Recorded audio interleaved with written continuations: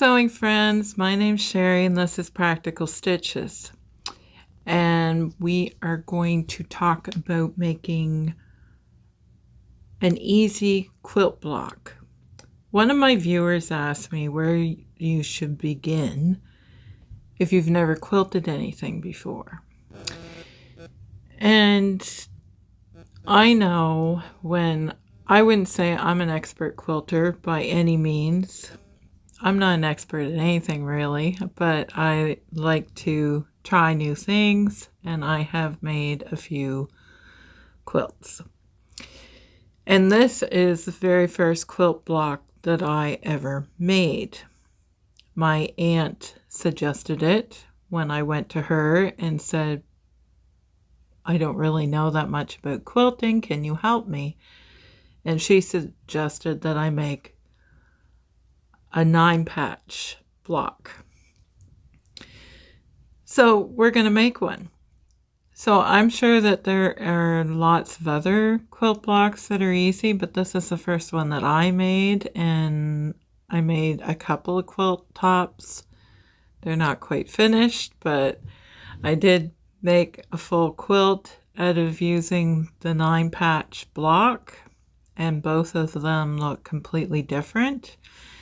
And recently, I was at a quilt show and I was a vendor there, and they had all kinds of quilts. So I'm going to be putting up pictures of quilts because I think there is so much on YouTube about quilting and about what kind of tools that you need and to try new rulers, and there's all kinds of systems. And it can be overwhelming. I don't know where to start. So I think the 9-patch is a good place to start. And yeah, because you see all the stuff on YouTube and you want to make it, but you don't know how to go about it. So if you start with the 9-patch, it'll help you make squares, number one, and to do the 1/4-inch seam, because that is pretty much consistent through all quilting, is to use a 1/4-inch seam. It's not too big and it's not too small. So I have several blocks here, different sizes. Let's see if I can hold them up so you can see them without me dropping them. So there's several different size different size squares is what I'm trying to say. And I think we're going to go with the medium, the Goldilocks square. This is 3 inches square. I just finished cutting them. So, and that's another thing. If you've never done any quilting before, I wouldn't run out and buy all the things. So these blocks you can see have pencil. And when I mean pencil, I mean like a regular pencil on the wrong side of the fabric. You can just trace your blocks as best you can, trying to keep them the right size. And something my grandmother always did, and I'm sure lots of you have done it, obviously this is not a square, I use this for my hexies to get a rough size for my, they have to be bigger than my paper template is what I'm trying to say. Anyway, this is cardboard. And you can see how it's getting worn. You don't really want that to happen because then you're technically making it smaller. But if you get a really hard piece of cardboard and cut it out, you can just trace your squares and then cut them with scissors. So that's all you need is scissors, a pencil, some sort of ruler. And if you already have a cut mat and a rotary cutter, you're set. I will say my favorite ruler, this is called Creative Grids. I think it's a British company, but I'm not 100% sure. The reason why I like this ruler is it has these, you can see, it looks frosted here. That grips your fabric. And I love this ruler. I wish I had. I do have a bigger ruler that I use all the time, and I think it's downstairs. It's 3 inches. I think it's 17 or 18 inches long. So I wish I had one that size. But this Creative Grids, great ruler. So if you're going to purchase a ruler, I would look for a Creative Grid one, because they are really good when you're cutting and they're not going to slide on you. And you don't have to press hard either. They're very grippy. So I like those. Plus they have 1/8 markings in 1/8. I really like that. I find that comes in quite handy. If I can't find this ruler, I start to panic. I love it. Okay, so we're going to start with so yes, I have different size blocks. Now, I guess this fits. I'm going to have to move you just a second. Okay, you can see here that using a bigger block where I don't have a table that clips onto my sewing machine, everything's gonna fall off the edge. So that's why I think we're gonna pick the Goldilocks one, because it's not gonna fall off. Like it will as it gets longer, but the block is going to stay on here, and I think that would be simpler. The other thing I wanted to show you, which hopefully you can see, I have a 1/4 inch foot.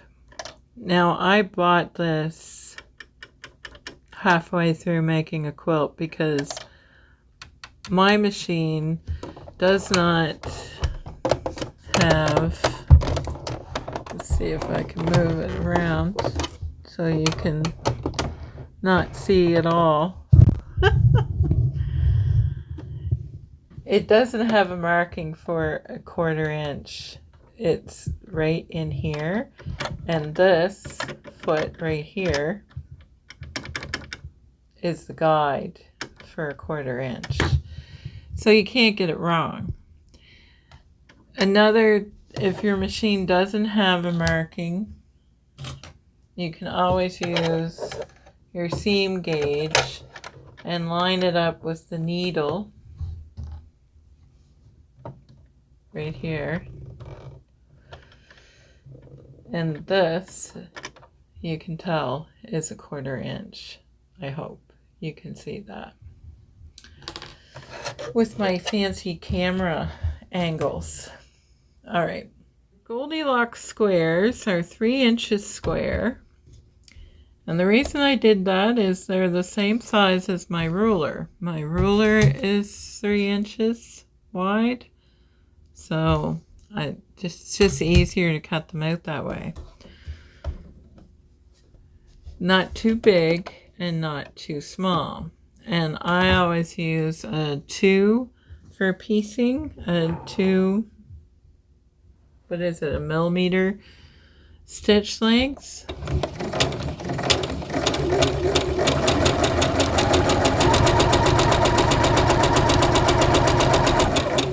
So I'm going to sew 2 blocks together.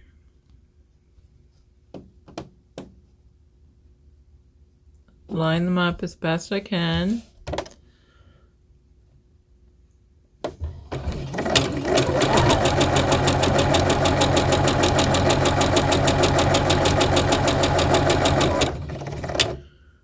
Then I'm going to sew 2 more together.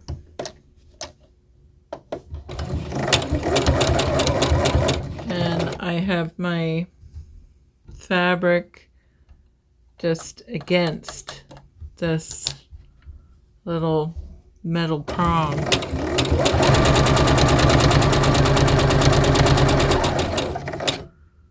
All right, I'm going to sew the next one onto them. You don't even have to cut these apart. That's a bad habit of mine. All right, what's the next one?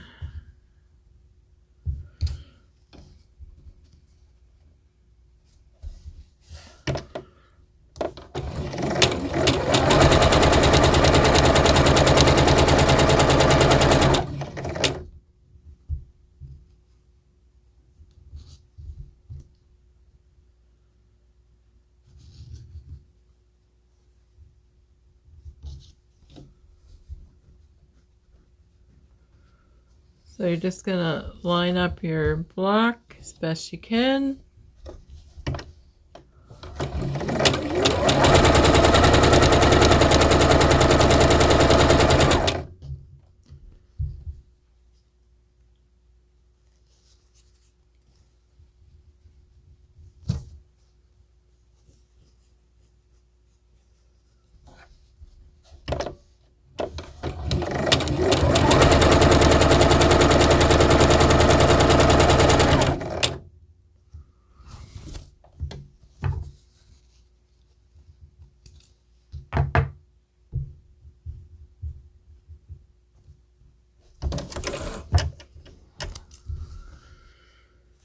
So now we're going to press them.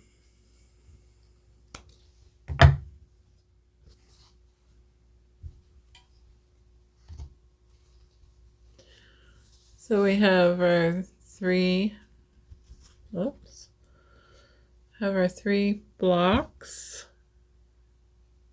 3 strips of 3-inch blocks sewn together. Now we're going to go to the pressing station. I want these seams to nest together.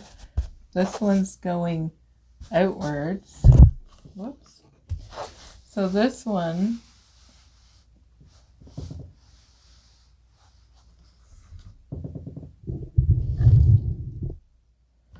is going to all go in one direction, I think. No, that's wrong.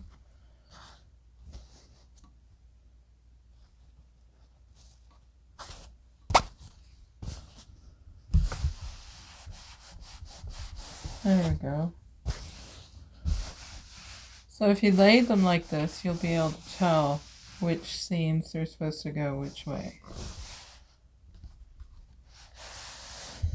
Plus, if you have a lighter fabric, like this one here, you're going to want the seam to go away from it. That way it won't show through later, like if the threads start to unravel. All right. See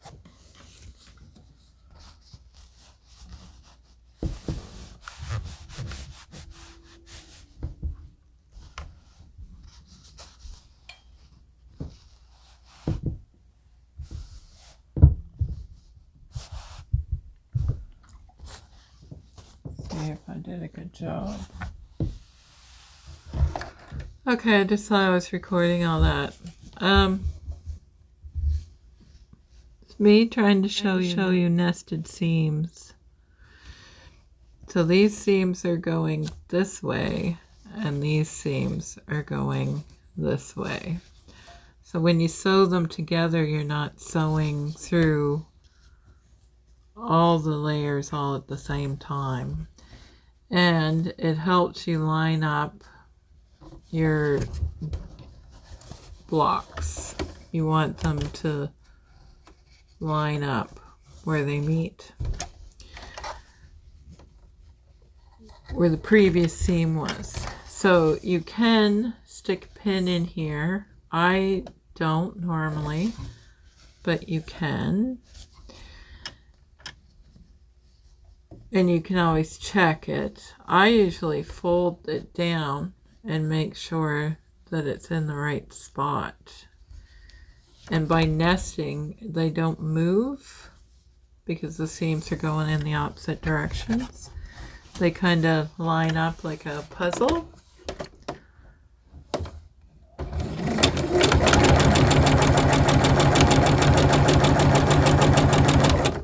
So I guess we'll see how well mine line up.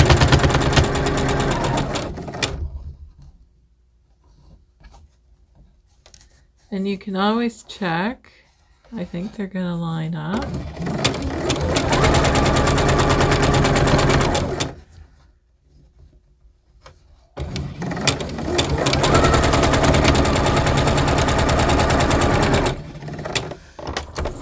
Okay. So let's see if they lined up. So our block is almost done. When you press them, you'll be able to tell for sure, but I'd say it's off a little bit on this one. And that's the one I pinned. So sometimes it's better not to pin. All right. See how this one's gonna go. But I usually just fold it back like this and see if they're gonna line up. That looks like a perfect fit to me.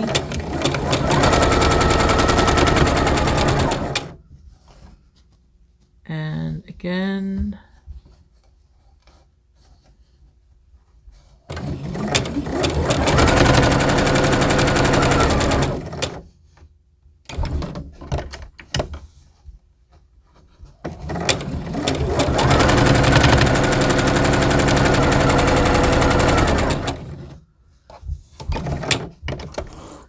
so let's press this and see how we did. Oh, that worked out nice.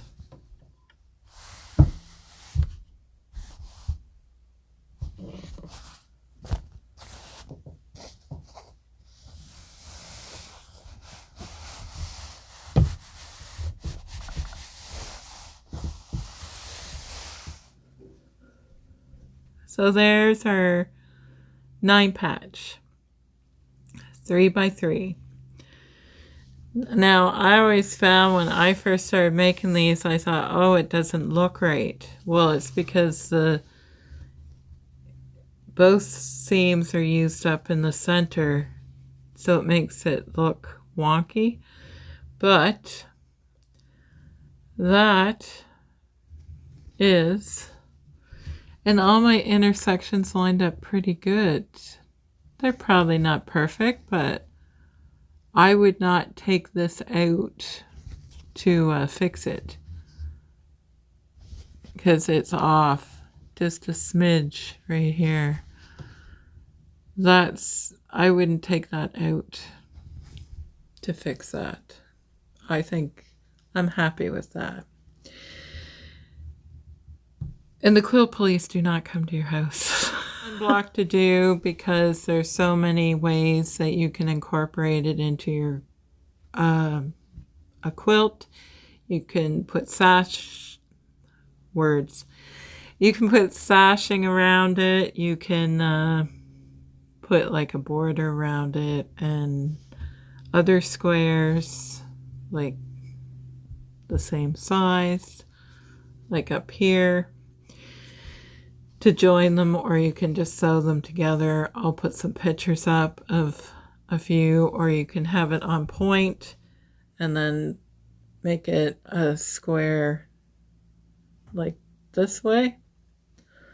I'll put a picture. But there's quite a few different things, and once you learn how to do that block, you'll become more confident and see how your seams have to be pressed, which I am not the best presser, but you want everything to be flat. It makes it easier to work with in the long run. And I do trim off my threads if I have any sticking out because it bugs me.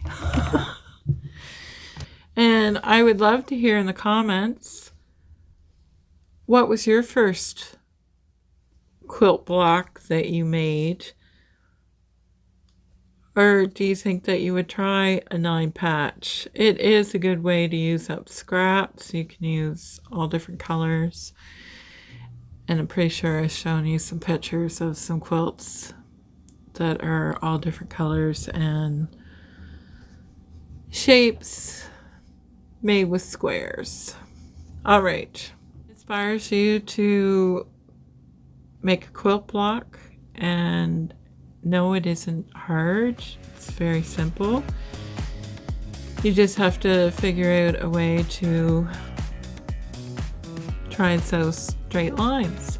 And the 1/4" seam foot does help. I know, I'm glad I have it. This one doesn't work with doing, if you have to sew over fabric, like for a half square triangle. But for piecing, works great. And yes, I would recommend having one if you think this is something that you're going to continue, something that you think that you'll be interested in doing. Have a great week, everyone. Talk to you soon. Bye.